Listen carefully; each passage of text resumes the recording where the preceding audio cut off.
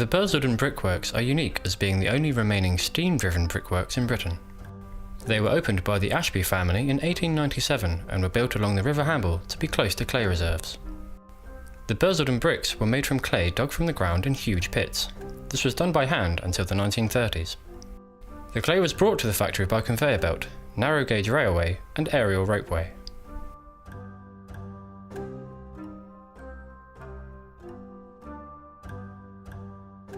I've done most jobs in the brickyard over the years, worked in the pit, and the wind used to blow through the little hut there. The clay used to come out onto a belt and you had to knock the stones off, and it used to blow and it used to be cold, but you had a fire you could make behind you, you could put coke on it, so it kept you a little bit warmer, but you were really in the elements up there. I worked in the bucket station. That's where it comes down the belt, goes into the buckets, then it goes off down to the yard, which goes round and round and round and round all day.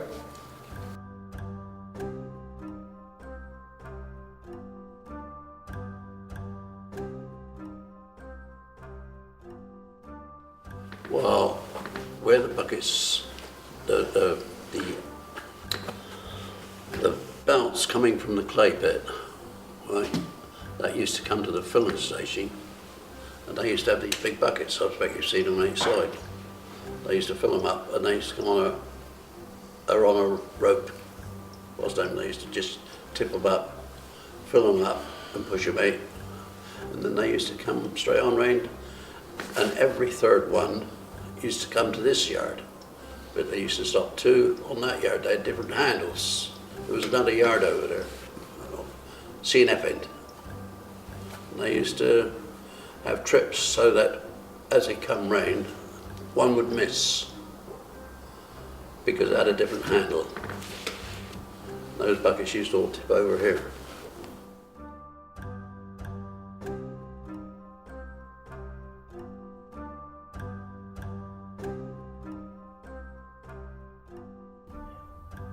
Brian Jones rode back from the pit in a full bucket.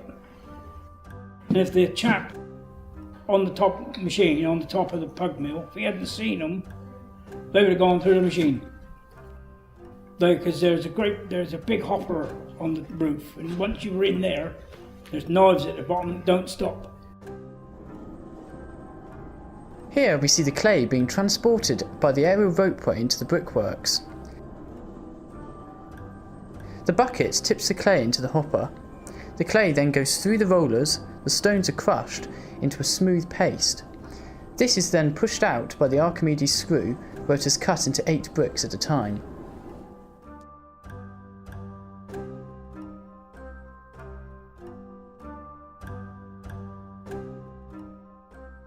All the brick-making machinery, including the brick press, was run by a steam engine. The wet clay was pushed out from the pug mill and covered with sand so as not to stick to the table. 48 bricks per minute were made by each machine. The bricks were made by being cut on the table and were called wire cuts. A quarter of them were pressed to make a stronger brick with a frog, which is the indentation left by the mould, which also contained the company logo, BBC.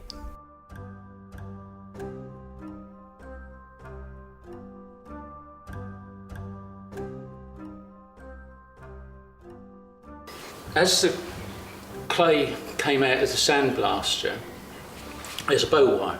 So you pull the bow wire or push it, depending which side it is, when the clay got to an appropriate length, slide it forward behind the previous column of clay, trip the trip, the push rod came forward and pushed the clay on forward through the cutting wires. And then you took the two end bit pieces off and threw them onto a table over there, and then back that way now to cut the next one. And it was like that, and you would do that for a quarter of an hour, swap over with the man the other side of the cutting table who was helping load the wheelbarrows and sanding bricks, because you just couldn't do it for much more than a quarter of an hour at a time, otherwise you were just getting too much pain in there.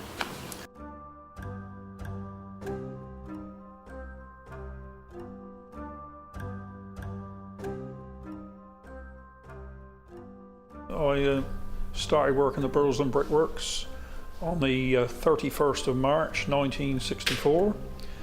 I started on the C&F plant. I was employed on day work rate for the first 2 weeks to get me up to speed of piecework. When I was appointed to go on the press as a press boy, that consisted of 2 press boys like myself, 2 of us, with a press man, and he was on the handle of the press, and we did 7,000 bricks a day when we got up to the full speed after the 2 weeks introductory to the job. And he was a man that pressed the brick, which is, if you saw the Bursledon Brick Company bricks, they had the BBC frog, which was stamped in the brick, and that was a press did that. As the press boys sanded the brick, so it didn't stick to the plates of the press, it was a dark colour sand, which when you saw the bricks come out, it was a very nice dark red colour with a blue flash in it. That was the breeze and the clay that did that, the flash. But the actual darkness of the brick was the boys sanding the bricks, putting them on the table for the press man. He grabbed the brick, put it in the press, shut the gate up and pulled the handle down. The press went down and came up, and the other press boy, the other side, put his foot on the pedal and took the brick out of the press and put it on the wheelbarrow. You put 40 bricks on a wheelbarrow, and you did 7,000 of these bricks a day. That was your tally for the day.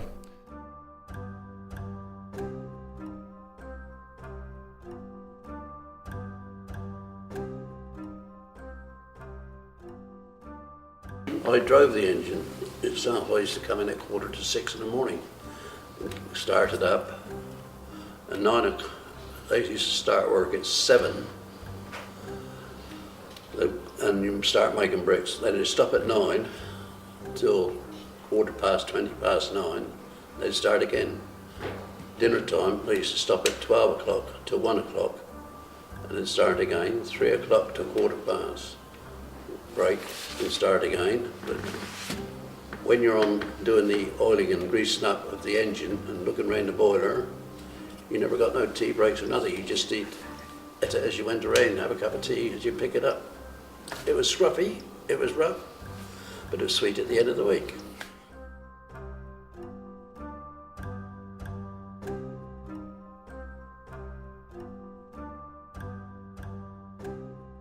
There was not a lot of health and safety.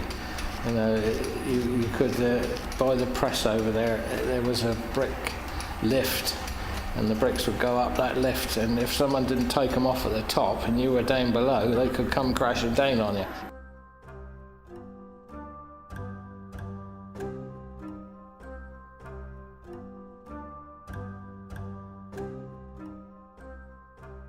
My name is Eric Cleaver, and I started work at the Brickworks in 1943 as a table boy. I had to ride my bike 12 miles every morning to be there by 7:30. We had to produce a minimum of 20,000 bricks a day. For every 1,000 bricks we made, we were paid 7 pence farthing.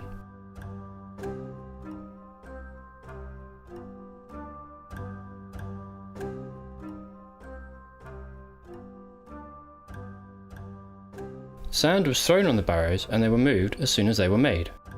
The heated drying sheds revolutionised the process of brickmaking, as they could be dried all year round. The bricks had to be dried before being fired in the kiln, as they contained so much water from the wet clay they would explode. A brick on average lost as much as 3 pounds in weight in water. Bricks had to be dried before being fired, as the wet clay contained a lot of water. A barrow load of 40 bricks was stacked at a time into 2.5 cobs. Each cob had 16 bricks. They were stacked in such a way to allow the warm air from the underfloor steam heating to move freely around them and aid the drying process. Each man ferried 150 barrows of bricks a day, each barrow weighing 25 stone. By the end of one day, he would have moved about 24 tons, the equivalent of 3 elephants.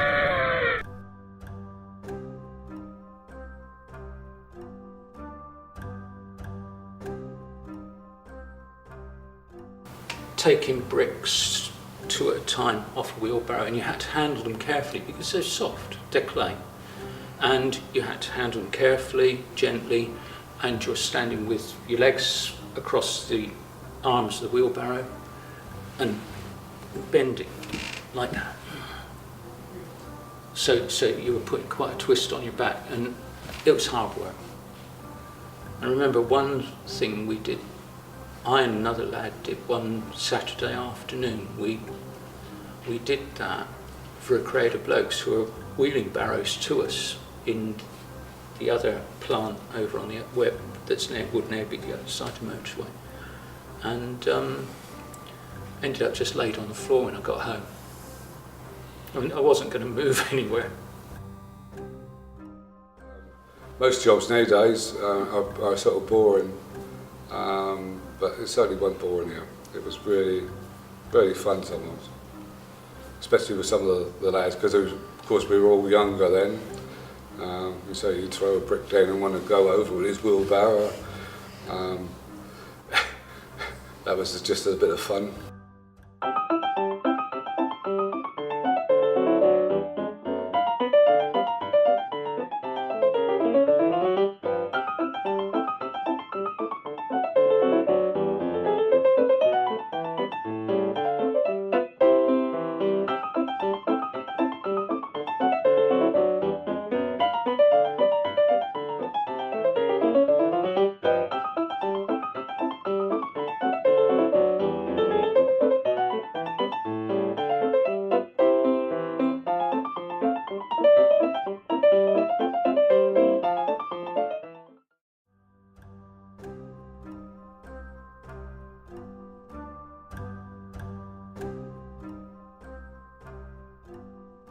Some days I loved it, you know, and some days it was a bit of a push.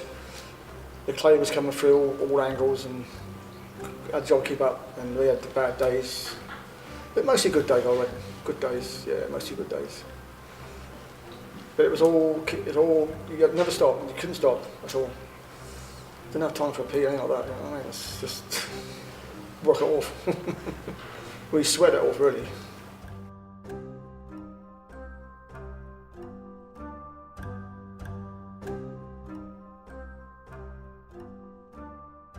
This kiln is a traverse arch Hoffman continuous kiln. It was built in 1897 and is the oldest surviving kiln of its type.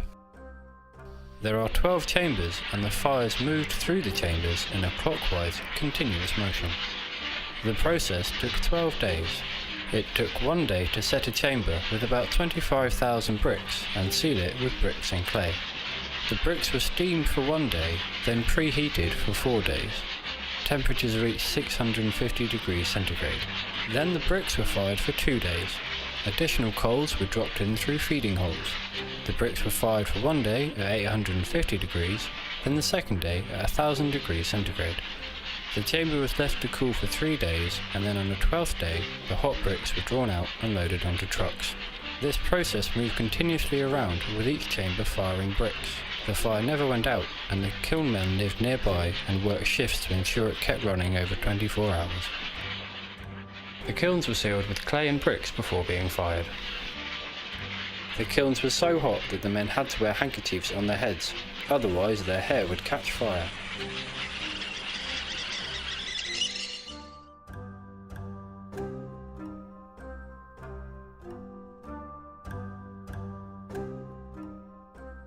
The thing that I found very interesting was actually setting in the kiln, because unless you've seen it or see it done, it's a work. It is a skilled job, but there's nothing to say you're skilled at it.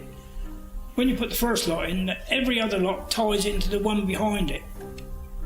It ties in that way and that way. It ties in 2 ways. So if one falls down, the lot will come down with you. Come down. Not by a lot, but it's there. As you had to fill a kiln a day and empty one a day. If you were drawing, you had to empty that kiln that day. No matter what the weather was like outside, no matter whether you had snow or rain, that had to be emptied.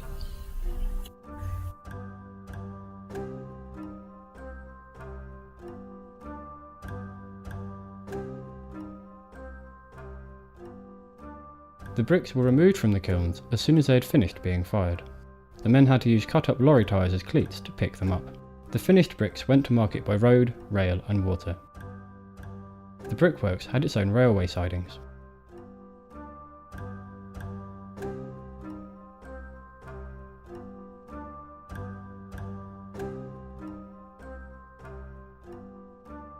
Yeah, you cut lorry inner tubes just to shape your finger. 2 little slots and just put them on your hand and one on your thumb. But I found you were supposed to use them when you were actually putting the bricks in the kiln. But as you pick it up, it would fold back, so I never used them putting the bricks in the kiln. But you had no fingerprints. Well, they were there, but they were worn smooth.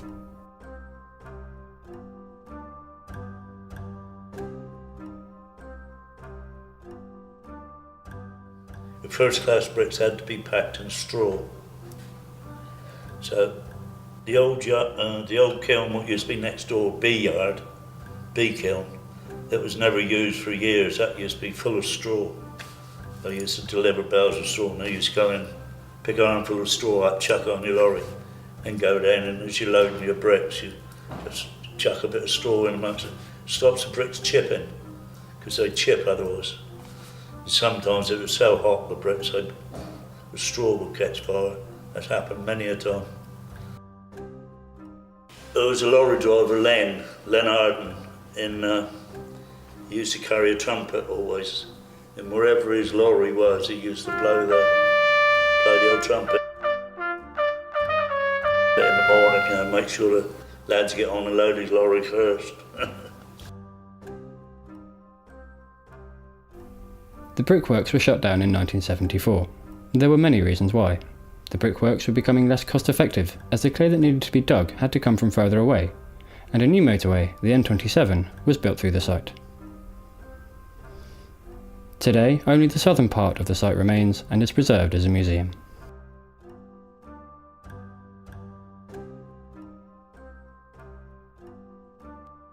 '68 till when it finished, 76. We more or less put it in cotton wool. That was the idea, because I don't think they really knew what they were going to do with the place. So we sort of stripped the machines down and oiled them up and that sort of thing. Boarded all the windows up. Just made everything secure. Because it used to be a big, where the motorway is, used to be a massive red pond. Where they used to dig the clay donkeys years ago. That was full of fish. And they had some creative people in there who used to chuck, not dynamite, something like that, to stun all the fish, and then move them into the big pond right down the bottom of where the air traffic control is. There's hundreds and hundreds of fish and eels in there. Then they backfilled all that, then they put the motorway through. So it split the brickyard in half, as far as all the bridges and that going across. The little narrow bridge that goes across the motorway was for when the bucket line used to come across, and they couldn't afford the clay to fall out the bucket onto the motorway. So that's why they built the little narrow bridge across. And just after that, they shut it all. I was given more redundancy. It was phased out really, because obviously the machine chaps got made redundant before the outside kiln gangs, because the process, the bricks are made and they're took away up to the drying sheds here by machine setters. So that's our job finished then, when that process finished. So when they made the last bricks, that was us finished, but the outside kiln gangs still have to empty these sheds to put them in the kilns to be burnt. So they stayed longer than us.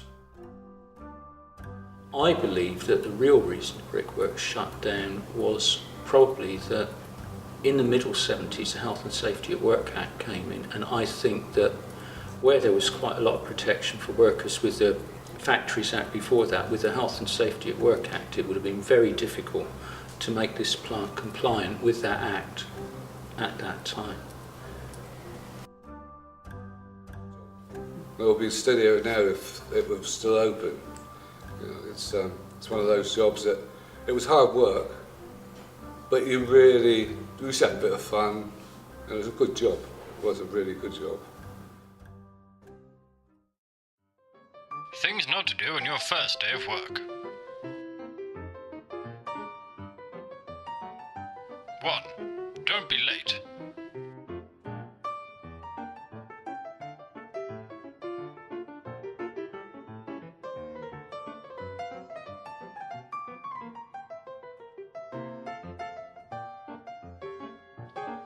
2. If you need the toilet, be quick about it.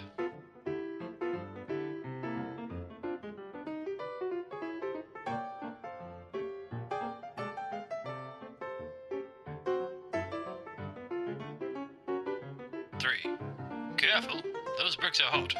Don't drop them.